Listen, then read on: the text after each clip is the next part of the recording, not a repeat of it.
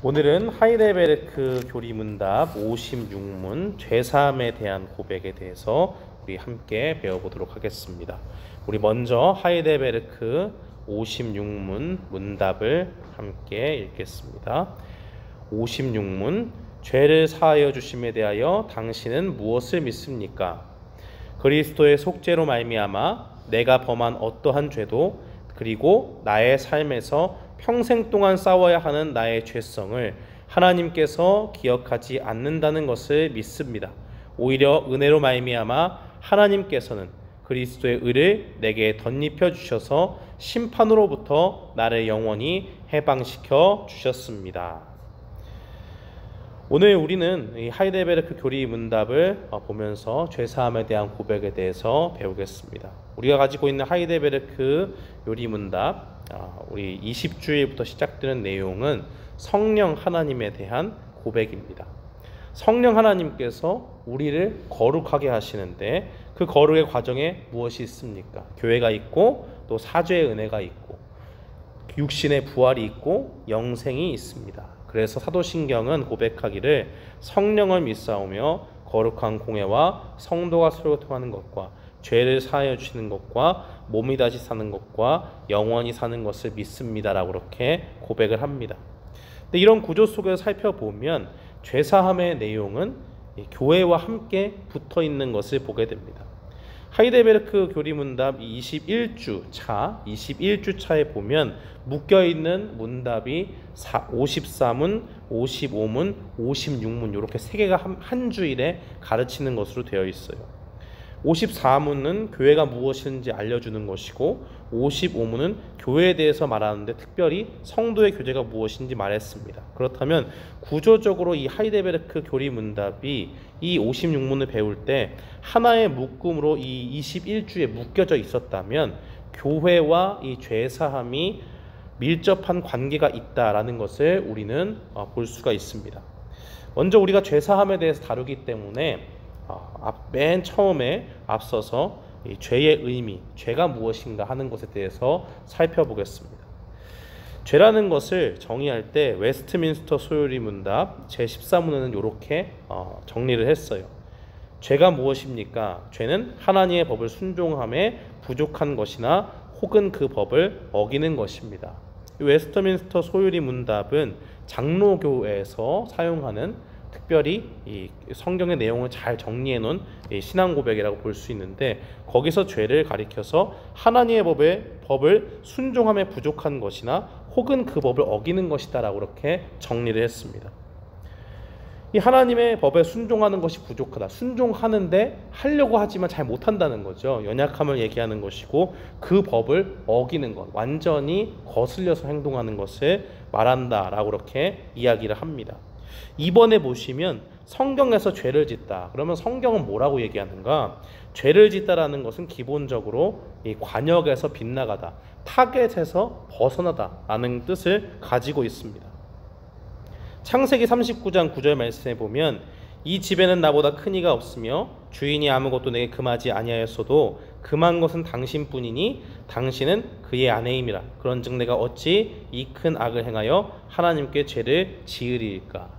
이 요셉의 고백이죠. 요셉이 보디발의 집에 팔려갔을 때 보디발의 집에서 하나님께 은혜를 입어서 이제 그 가정 총무가 돼서 모든 것을 관장합니다. 근데 이 아내가 보디발의 집에 있는 요셉을 깨워서 자기와 함께 동침하자라고 유혹하는 가운데 요셉의 고백이 바로 창세기 39장 9절 말씀입니다. 근데 거기 끝에 보면요, 내가 어찌 큰 악을 행하여 하나님께 죄를 짓습니까? 이 죄를 지으리까 하는 것이 바로 이 죄를 나타내는 하타라는 단어를 쓰고 있어요. 히브리어로 하타, 그리고 또 신약에서는 주로 헬라어로 이 하마르티아라는 말을 죄를 가리키는 용어로 사용을 했는데요. 이 두 단어는 공통적으로 빗나가다라는 뜻을 가지고 있습니다. 결국 성경에서 말하는 죄는 그냥 단순히 범법자로서 나쁜 짓을 했다 이런 것이 아니라 하나님에게서 완전히 빗나간 것을 이야기합니다. 그러니까 하나님께 죄를 지으리까 라고 하는 것은 내가 어떻게 하나님 앞에서 하나님과 거슬려서 행동하겠습니까? 하나님의 그 주신 뜻이 있고 하나님이 지키려고 하신 법이 있는데 어떻게 내가 이것에서 벗어나서 행동하겠습니까? 라고 하는 것을 보여줍니다. 세 번째 보시면 성경은 모든 사람이 죄인이라고 증거합니다. 로마서 3장 23절에 보면 모든 사람이 죄를 범하였음에 하나님의 영광에 이르지 못하더니 라고 그렇게 증거합니다. 그러니까 하나님은 이 땅에 사는 인간들을 향해서 그 피조물들을 향해서 이야기할 때 너희는 죄인이다라고 이야기하는 것을 볼 수 있습니다.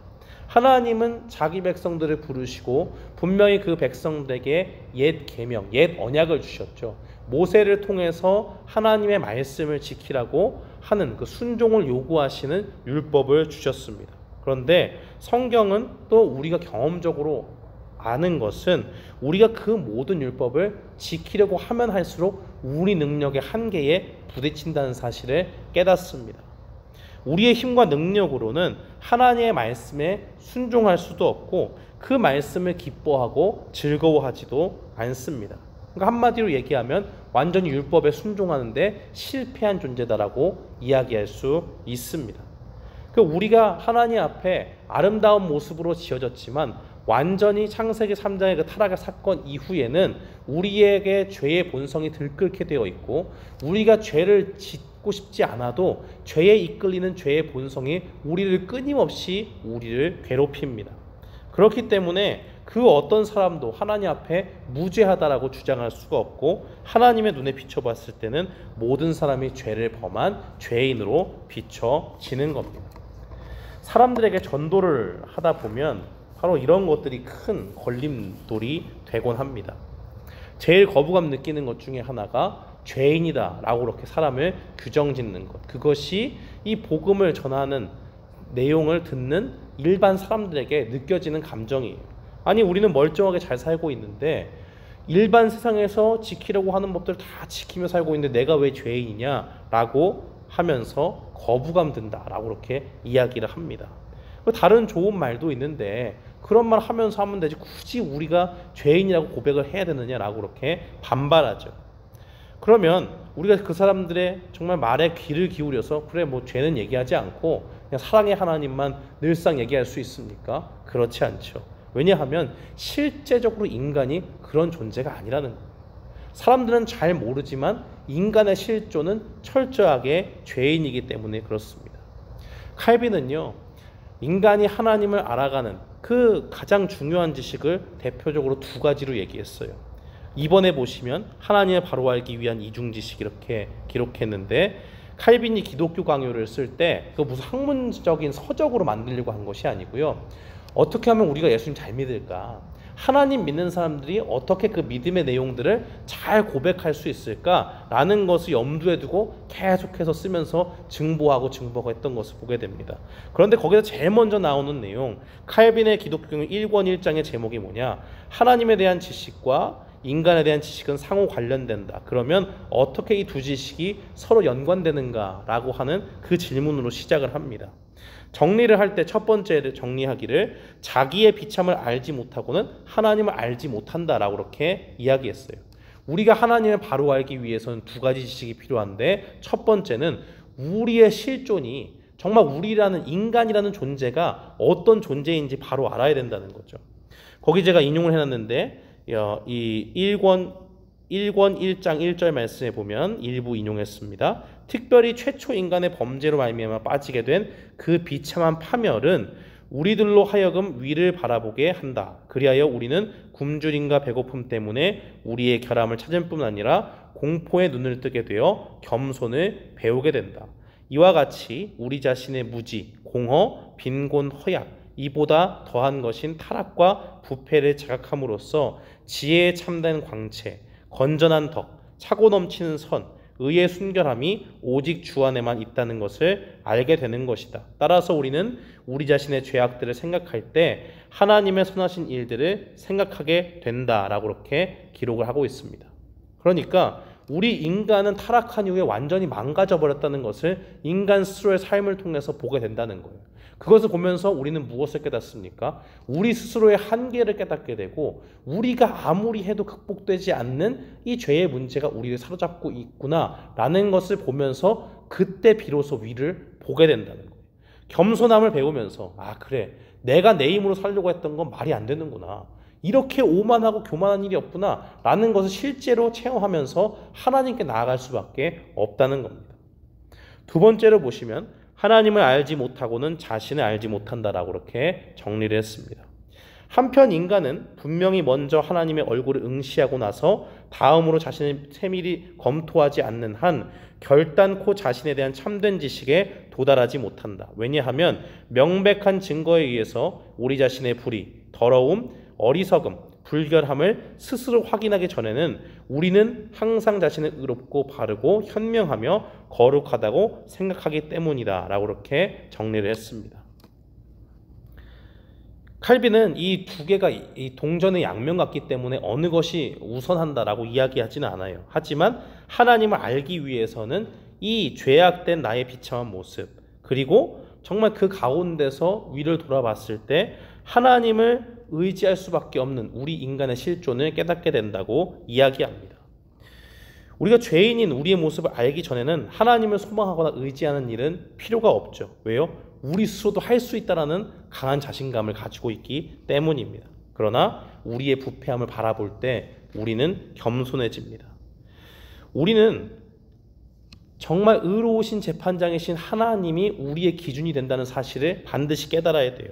여기 보시면 이 2번에 정리한 거 두 번째 줄에 보시면 왜냐하면 명백한 증거에 의해서 우리 자신의 불의, 더러움, 어리석음, 불견함을 스스로 확인하기 전에는 우리는 항상 자신을 의롭고 바르고 현명하고 거룩하다고 생각하기 때문이다라고 그렇게 기록하고 있죠. 사람이 사람의 죄악들을 부족함들을 지적할 때 사람이 어떻게 합니까?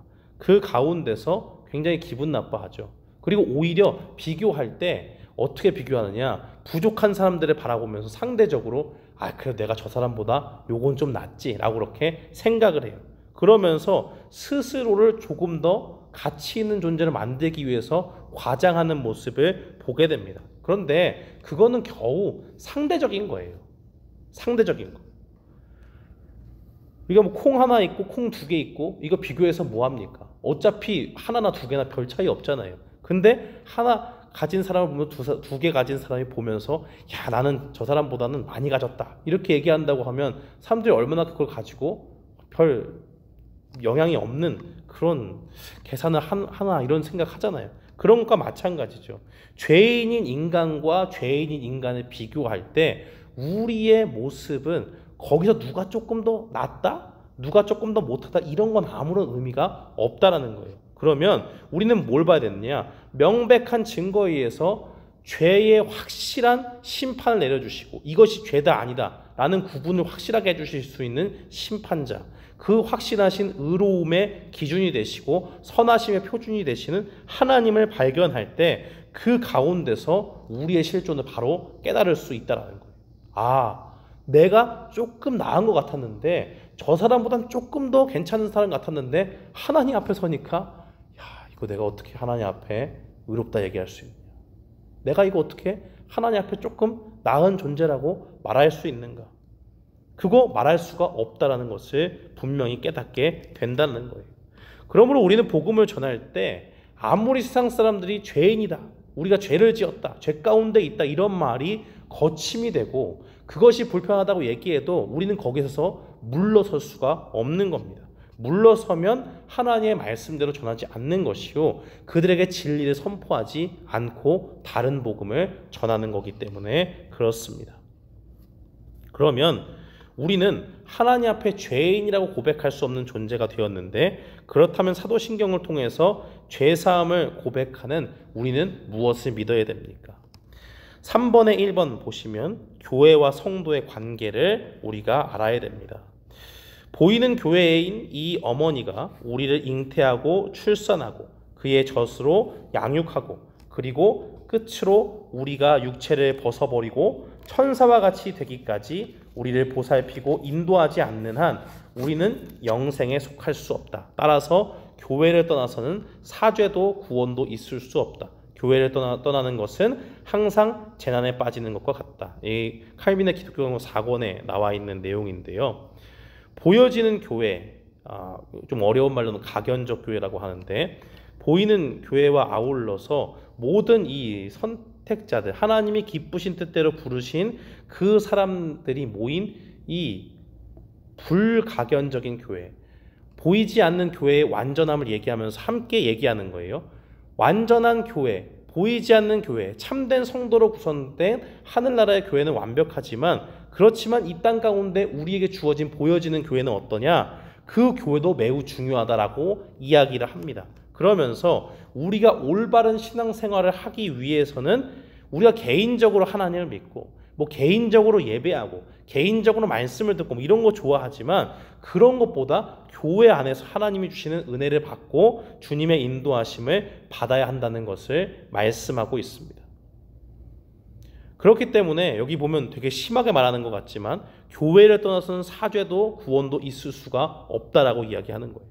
교회를 떠나는 것은 항상 재난에 빠지는 것과 같다라고 이야기합니다. 이것이 오늘날 우리에게 경종을 울리는 말씀이죠. 우리는 팬데믹의 시간 동안 또 교회 안에서 상처를 받는 것들을 통해서 그냥 나 혼자 그리스도인으로서 예수님 믿고 또 하나님 잘 믿으면 되는 거지, 굳이 교회 가서 교제하고 그 가운데서 예배하나, 혼자 예배하고 기도할 수 있는데 말씀도 읽을 수 있는데, 이렇게 생각합니다. 그러나 그런 거 아니라는 거예요. 하나님이 세우신, 이 땅에 세우신 교회를 통해서 하나님의 성도들을 이끌어 가시고 그들을 양육하고 공급해 주시는 은혜가 교회로부터 주어진다는 사실을 우리는 분명히 기억해야 될 필요가 있습니다. 두 번째 보시면 교회와 죄사함의 관계, 이렇게 정리했는데요. 여기 프레드 H. 클로스터라는 분은 이 칼빈 신학교에서 오랫동안 교수 생활을 하신 분인데, 이분이 그 하이델베르크에 대해서, 하이델베르크 요리 문답에 대해서 굉장히 오랫동안 연구하신 분이세요. 책도 한 2권 정도 쓰시고. 근데 이분이 정리를 할 때 이렇게 정리를 했습니다. 거룩한 공교회는 성도의 교제인데, 이는 오직 그러니까 교회죠. 교회에 죄사함이 있기 때문이다라고 그렇게 이야기를 했습니다. 그러니까 구조적으로 하이델베르크 요리 문답을 보면 거룩한 공교에 대한 고백도 있고 성도의 교제에 대한 고백도 있는데, 이렇게 쭉 진술하고 있는 건 뭐 때문이냐? 바로 교회 안에 죄사함의 은총이 주어지기 때문이다라는 것을 말하고 있는 거예요. 교회는 어떤 사람들이 모입니까? 성도, 거룩한 하나님을 믿는 신자들의 모임인데, 그들이 모여서 성도들이 교회 안에서 죄사함의 은총을 누린다는 거예요. 이걸 어떻게 이해할 수 있느냐? 좀 풀어서 얘기하면, 하나님이 세우시는 교회는 무엇을 합니까? 참된 교회의 표징이 뭐죠? 말씀이 선포되고, 그리고 성례, 예수님께서 세우신 성찬과 세례가 시행되는 곳이죠. 그런데 말씀을 통해서 그 복음이 선포되는 교회 가운데 어떠한 은혜가 우리에게 주어지게 됩니까? 복음 선포를 통해서 우리는 죄를 깨달아요. 죄를 깨닫는 거. 그래서 교회에는 죄사함이 있고, 죄사함의 은혜 속에서 우리가 스스로 죄인이라는 것을 고백하게 됩니다. 그래서 교회에 선포된 말씀을 통해서 성령님이 역사하시는데, 우리 스스로 죄의 찔림을 받고 그리스도의 죄사함이 얼마나 존귀한 것인지를 우리가 믿음으로 받게 하는 겁니다. 이것이 왜 큰 은혜냐? 죄사함에 있어서 교회가 중요한 이유는 바로 세상의 다른 사람들의 말과 다른 하나님의 말씀이 선포되기 때문에 그렇습니다. 사람이 자신의 잘못, 자기 자신의 잘못 말고요, 다른 사람의 잘못을 지적한다고 생각해 보세요. 형제끼리, 자매끼리, 또 같이 사는 식구 중에서 막 이렇게 하다 보면 서로 날카로워지면 어떻게 됩니까? 저 물건 저쪽에 두는 거 아닌데 왜 법은 이렇게 둬? 이쪽에다 갖다 둬. 항상 두던 데 줘야지.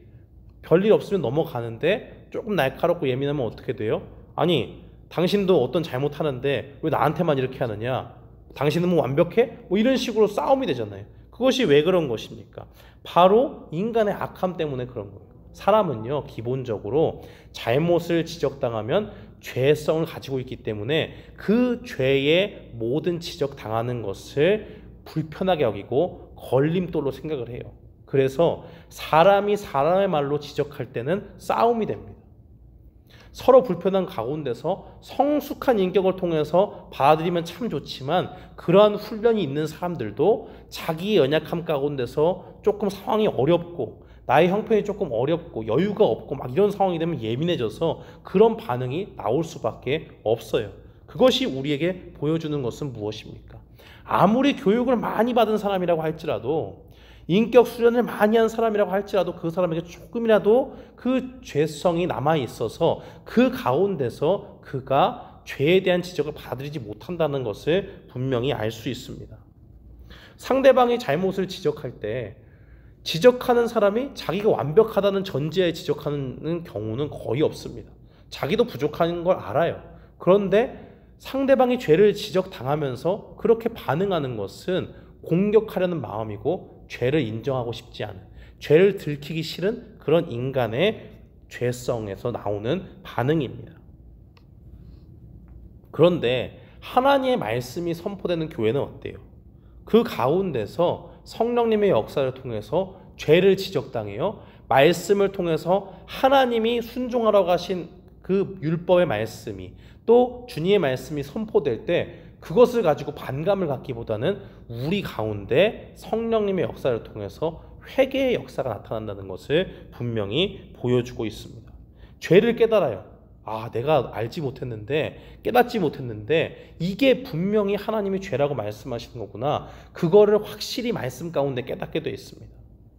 삶 속에서 늘 똑같이 행했는데 언제나 나의 삶은 완벽하고 그래도 나름대로 주님을 따라가는 제자로서 살고 있지 않은가 생각했는데 불현듯 하나님의 말씀이 임하게 되면 나도 모르게 감추려 했던 죄들이 드러나고 그 가운데서 주님의 죄사함을 구할 수밖에 없는 회개를 갈구하는 나의 모습이 나타난다는 거예요. 그것이 어디서 나타납니까? 주의 복음이 바로 선포되는 교회 가운데 나타난다는 거예요. 그렇기 때문에 교회는 구원받은 성도들에게 반드시 필요한 공동체입니다. 죄사함에 있어서도 그 중요성을 간과할 수 없는 공동체가 바로 교회라는 겁니다. 교회를 통해서 말씀을 듣고 죄를 깨닫고 죄사함의 필요성을 하나님 앞에 갈구하게 되는 그러한 공동체입니다. 그렇다면 우리는 죄사함의 고백에 있어서 무엇을 믿어야 됩니까? 우리는 죄사함에 대해서 고백할 때 특별히 두 가지를 고백해야 됩니다. 3번에 보시면 죄사함의 고백은 하나님께서 그리스도 때문에 나의 모든 죄를 더 이상 기억하지 않으신다는 것을 믿는 것이다. 공의의 하나님은 어떻습니까? 죄에 대해서 진노하시죠. 그런데 어떻게 죄를 기억하지 않으시는가? 그리스도께서 하나님의 의를 만족시켰기 때문이다라고 그렇게 정리를 했습니다. 하나님께서 죄를 기억하지 않는다라는 것이 우리는 무엇인지 생각해 볼 필요가 있습니다. 어떤 사람의 잘못을 사람이 기억하지 않는다라고 이야기할 때는 어떤 의미가 있을까요? 진짜 내가 지금 이 선언한 순간부터 내 기억에서 완전히 지워버리겠다. 그렇게 말하는 겁니까? 그러한 결단과 노력을 얘기하는 거죠. 어떤 심리 테스트를 할 때 그런 테스트 한다고 했더라고요. 정확히 이 사물인지 뭐 동물인지 모르겠지만 원숭이를 지금부터 생각하지 마세요 라고 딱 하니까 그 다음부터 사람들의 심리를 검사해 봤더니 원숭이가 계속 생각난다는 거예요. 그러니까 우리는 그렇게 우리의 생각을 마음대로 조종하거나 통제를 완벽하게 할 수 있는 존재가 아니라는 것을 깨달아야 됩니다. 기억한다라는 거, 기억하지 않는다라는 거, 그런 것도 마찬가지라는 거예요. 이게 사람에게 있어서 굉장히 불완전한 말입니다. 경험적으로 우리가 알듯이 어떤 사람의 잘못을 했어요. 어떤 사람이 그래, 내가 그리스도의 사랑을 배우고 주님이 나를 용서하신 것을 기억한다면 내가 저 사람을 용서해야지. 이성적으로 이해가 됐어요. 그래서 내가 저 사람의 잘못을 이제 잊어야겠다. 딱 하는 순간 자꾸 내 속에 드는 마음들이 있어요. 그래도 이렇게 넘어갈 건 아니지. 그리고 어떤 비슷한 상황에 놓이게 되면 자꾸 그 사람의 잘못이 불현듯 생각이 납니다.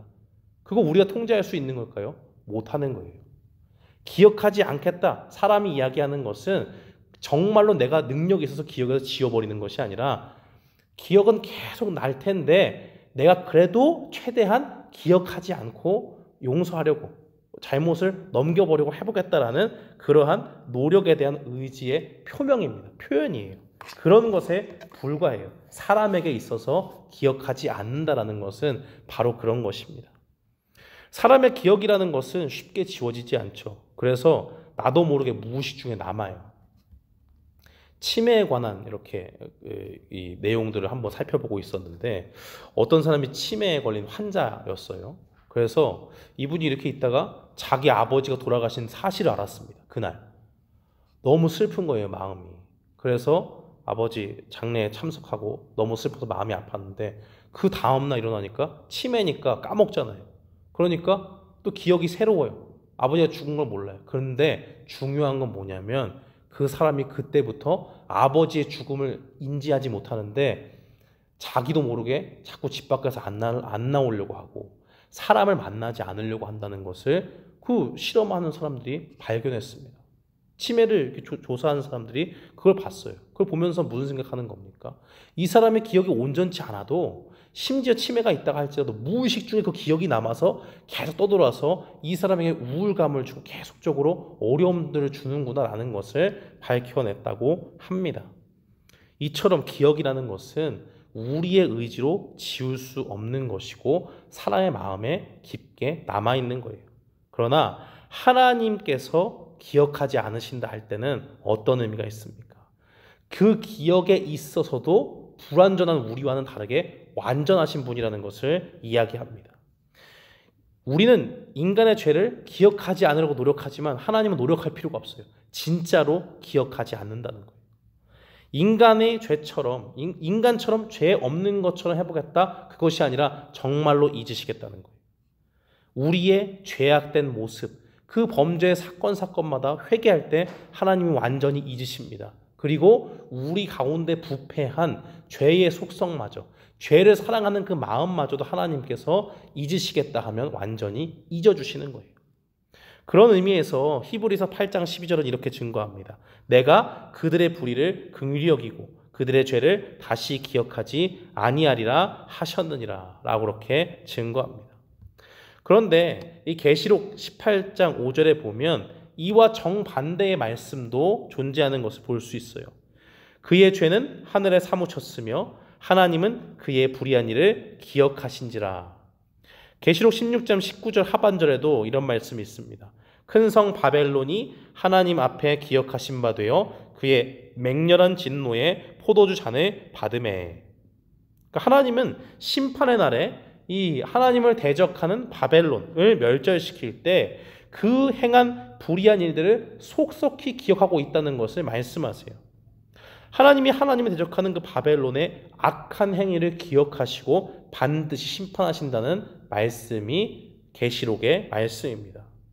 이걸 보면서 우리는 무엇을 느낍니까? 바로 이러한 무시무시한 심판 가운데 있던 존재가 우리였다는 사실을 기억해야 됩니다. 죄인인 인간이 당할 마땅한 심판의 모습이 바로 바벨론의 모습이라는 거예요.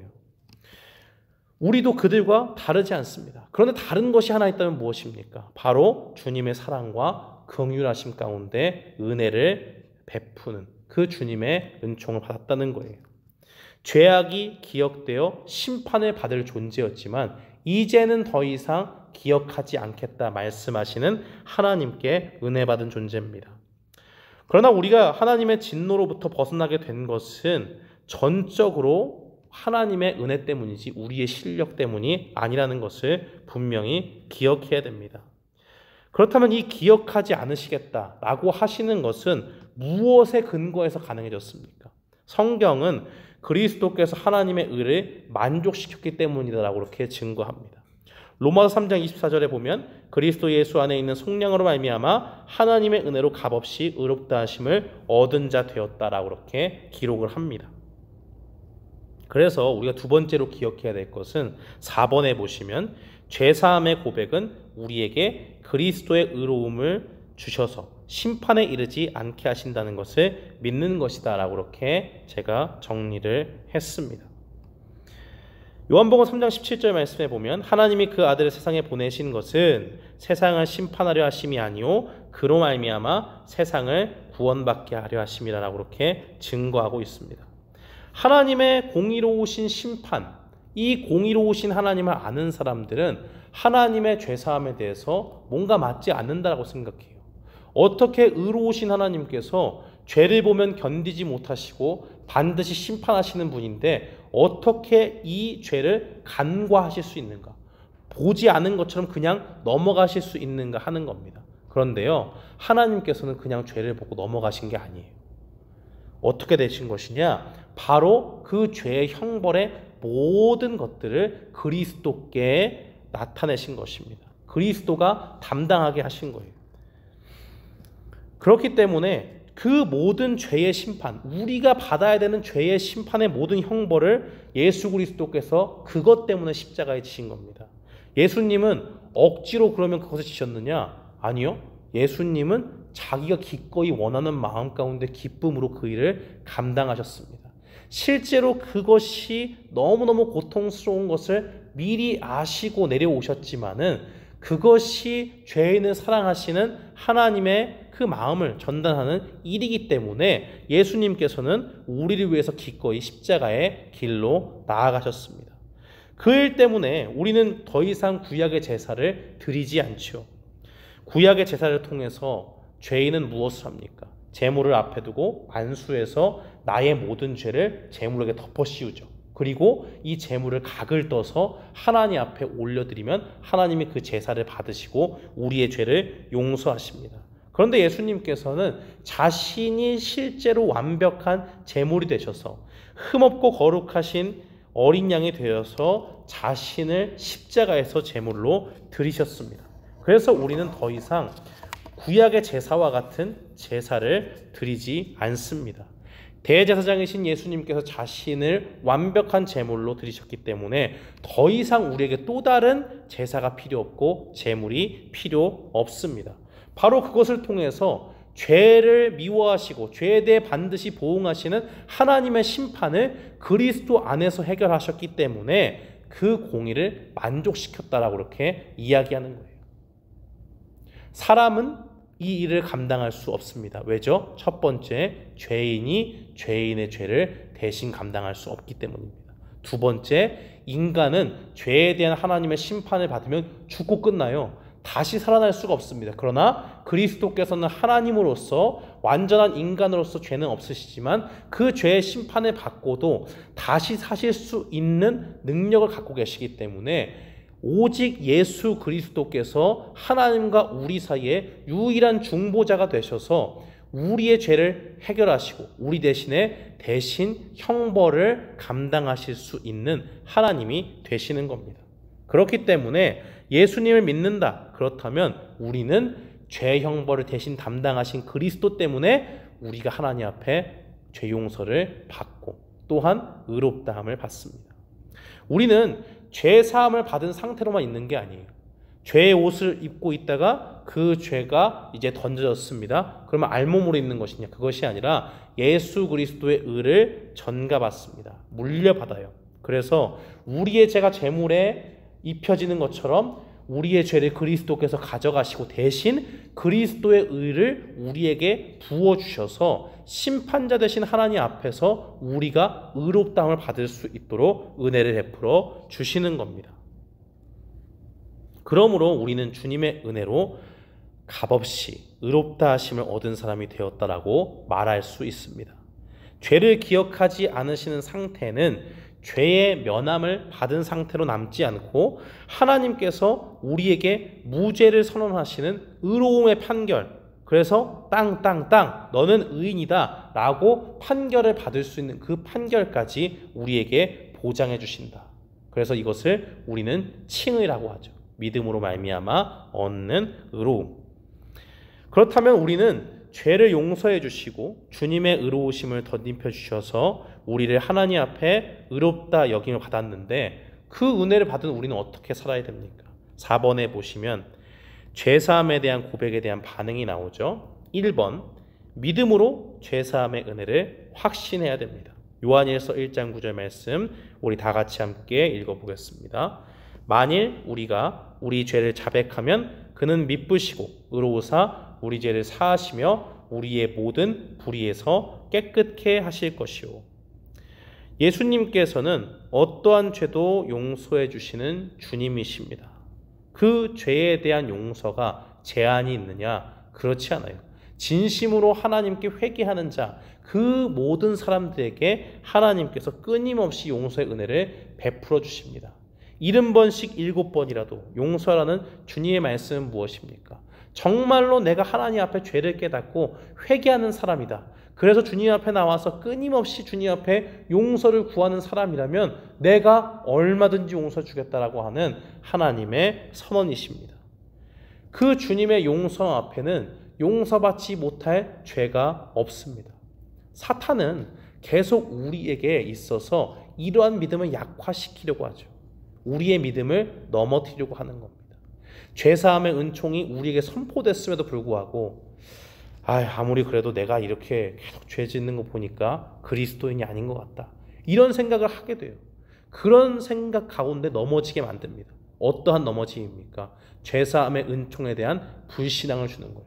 하나님이 그래도 그렇지 내가 한두 번은 모르겠는데 이렇게 죄를 짓고 하나님이 없는 것처럼 살아가는 이러한 모습으로 살아간다면 하나님이 정말 나를 하나님의 자녀라고 말할 수 없을 것이다. 벌써 자기가 결론을 내고 얘기했어요. 그러나 우리에게는 분명한 하나님의 말씀이 약속으로 남아 있습니다. 만일 우리가 우리 죄를 자백하면 하나님 앞에 어떠한 죄라도 용서해달라고 이야기만 한다면 그 가운데서 하나님은 우리의 죄를 깨끗하게 해주신다. 용서해 주신다는 것을 기억해야 됩니다. 사람의 생각을 앞세우지 말고 사탄의 음성에 귀 기울이지 말고 조금 때로는 뻔뻔해질 필요가 있어요. 우리는 우리 가운데 있는 죄성을 남겨주신 하나님에 대해서 때로는 원망의 마음이 들 때가 있습니다. 하나님, 내가 주님을 믿는데 왜 나는 완전히 이 죄를 극복하지 못합니까? 라고 이야기하면서 주장을 하면서 하나님이 그래도 나를 점점 더 성화의 과정으로 이끌어 가실 것을 믿는데 왜 계속 반복되어지는 죄가 있고 넘어지는 죄가 있습니까? 이건 좀 너무 하신 거 아닙니까? 라고 그렇게 하나님 앞에 억울하고 원망하면서 토로할 때가 있어요. 그런데 우리가 분명히 그때 기억을 해야 됩니다. 하나님이 그 가운데 우리를 깨닫게 하시는 것은 무엇입니까? 끝까지 우리를 자고하지 못하게 하는 거예요. 겸손함 가운데서 늘 하나님 앞에 살아야 된다는 것을 보여주는 겁니다. 그래서 우리에게는 어떠한 가능성도 없고 희망도 없고 우리가 오로지 붙잡아야 될 번은 우리의 죄를 용서하시는 그리스도밖에 없다라는 것을 끝까지 고백하게 하시는 겁니다. 두 번째 보시면 우리의 일생이 회개의 삶이 되어야 한다라고 그렇게 기록했습니다. 마태복음 3장 2절 말씀은 예수님이 하신 말씀이죠. 회개하라 천국이 가까웠느니라. 그렇게 예수님께서 공생애를 시작하시면서 회개의 삶을 요구하셨습니다. 예수님은 왜 우리에게 평생이 회개가 되기를 원하셨을까요? 사도신경의 신앙 고백은 죄사함 다음에 육신의 부활을 이야기합니다. 구조적으로 그렇게 되어 있죠. 이렇게 된 구조를 짠 이유가 무엇입니까? 이것은 곧 육체의 부활은 뭐예요? 우리가 이 생이 끝나고 난 다음에 이루어지는 거잖아요. 그러니까 우리가 죄사함을 받고 정말 회개의 삶을 살아야 된다라는 그 신앙 고백이 나와 있는 것은 바로 이 땅에서 우리의 삶이 어떻게 끝까지 가야 되는지를 보여주는 거예요. 죽기 직전에 이제 육신의 부활을 맞이하기 이전에 우리의 모든 삶은 그리스도를 믿는 순간부터 어떻게 되느냐? 바로 평생 회개하면서 주님 앞에 죄 용서를 구하는 삶이어야 된다는 것을 보여줍니다. 그 연장선에서 생각해 볼 것이 바로 3번이죠. 우리의 죄악됨을 인정하고 일평생 죄와 싸워야 된다. 히브리서 12장 1절은 이렇게 증거합니다. 이러므로 우리에게 구름과 같이 둘러싼 허다한 증인들이 있으니 모든 무거운 것과 얼매이기 쉬운 죄를 벗어버리고 인내로써 우리 앞에 당한 경주를 경주하며. 언제나 주님을 따라갔던 믿음의 조상들을 바라보면서 우리는 무엇을 해야 됩니까? 믿음의 경주를 하는데요. 이 끝까지 꼬린 지점을 지나기 전까지, 통과하기 전까지 해야 될 것이 있다라는 거예요. 우리 속에 남아있는 죄악된 본성이 믿음의 경주를 방해한다는 사실을 우리가 인정해야 된다는 겁니다. 우리의 부패한 죄성은 어떻습니까? 우리가 하나님의 자녀임에도 불구하고 열심히 죄 지을 것이 없는지 마음에 탐색을 해요. 하나님의 말씀이 선포됐습니다. 그래, 이 말씀대로 살아야지. 세상에 나가면 가만히 생각을 해봅니다. 그래도 이건 하나님 말씀 지키면 좋은데 이번에는 내 뜻대로 하고 싶다. 내 마음대로 한번 해야지. 그런 마음이 우리 속에 드는 것을 보게 됩니다. 바로 그러한 것들이 뭘 얘기하는 거예요? 우리의 믿음의 경주를 방해하는 죄악된 본성이 우리 가운데 남아있다는 것을 보여주는 겁니다. 바로 이것을 의식하고 있는 사람, 그 사람은 바로 일평생 가운데서 우리의 믿음의 경주가 이 죄와 싸우는 인생임을 우리가 깨닫게 되는 거예요. 그래서 교회를 이야기할 때도 우리는 이 땅에 있는 교회가 뭐라고 얘기했습니까? 전투하는 교회라고 얘기했죠. 그 죄의 세력과 싸우고 끊임없이 죄와 싸우면서 나아가야 되는 교회라고 이야기했습니다. 그래서 이 히브리서에서 나타나 있는 것은 모든 무거운 것이라고 얘기하는 것은 경주를 할 땐 가벼워야 되잖아요. 근데 그 경주를 더디게 만들고 빨리 앞으로 치고 나가지 못하게 하는 무거운 장애물들, 그것이 우리에게 있다라는 것을 말해주고 있습니다. 그거 버리라는 거예요. 세상에 있는 그 모든 부유한 것들을 사랑하는 것들, 하나님 아닌 헛된 것에 집착하며 창념하는 것들, 그리고 스스로 자만하고 모든 것들을 은혜 가운데 베풀어 주신 그 하나님을 망각하고 스스로를 높이게 생각하는 모든 것들이 바로 이러한 장애물이라고 볼 수 있습니다. 또 그 뒤에 나오는 얼매이기 쉬운 죄는 무엇을 이야기합니까? 믿음의 경주를 하는 과정에서 느끼는 연약함을 의미하는 거예요. 짧은 단거리 마라톤을 단거리를 달리는 100m, 200m 이런 거 말고요. 큰 아주 긴 레이스, 그 달리기를 할 때 마라톤을 한다 이렇게 얘기하면 그 중간에 얼마나 포기하고 싶은 순간들이 많겠습니까? 언덕도 나오고 언덕을 내려서 내리막길을 나가면 그 가운데 조금 평탄한 길이 쭉 나오다가도 햇빛이 또 그 가운데 막 쬐면은 얼마나 힘들어요. 숨이 헐떡헐떡거리고 심장이 쿵쾅거리는 것을 느끼게 됩니다. 그 가운데서 이제 그만하고 싶다. 이쯤 했으면 좀 됐지 않을까 하면서 포기하고 싶은 마음이 우리에게 들 수 있다는 겁니다. 사탄은 우리에게 언제나 죄를 가지고 이렇게 유혹해요. 하나님의 말씀을 붙잡고 쭉 살아가는데 그 가운데서 죄를 한번 짓는다? 야, 이번에 죄 한번 짓는다고 지옥 가냐? 그런 거 아니지. 회개하면 되지. 회개하면 되고 이번엔 그냥 한번 실수라고 생각하고 해. 이렇게 하는 일들이 너무나 많잖아요. 바로 믿음의 경주에서 우리를 이렇게 탁 넘어뜨리려고 하는 그러한 사탄의 유혹이 많다라는 거예요. 이번만 죄 짓고 회개해라. 그러면 된다라고 하는 것이 사탄의 소리입니다. 그러나 우리는 그 순간에도 끊임없이 죄와 싸워야 돼요. 어떻게 싸워야 됩니까? 아까 요셉의 고백처럼 내가 어찌 이 큰 악을 행하여 하나님께 죄를 짓습니까? 죄는 왜 커요? 죄의 싹은 사망이기 때문에 그렇습니다. 죄를 짓고 또 짓고 하다 보면 우리 영혼이 피폐해집니다. 피폐해지고 우리도 모르는 사이에 사망의 길 가운데 놓여있는 비참한 우리의 모습을 볼 수밖에 없습니다. 그렇기 때문에 우리가 죄를 결코 가벼이 여겨서는 안 되고 날마다 죄와 싸우는 가운데 있는 성도가 우리가 되어야겠다라는 것을 분명히 깨달아야 됩니다.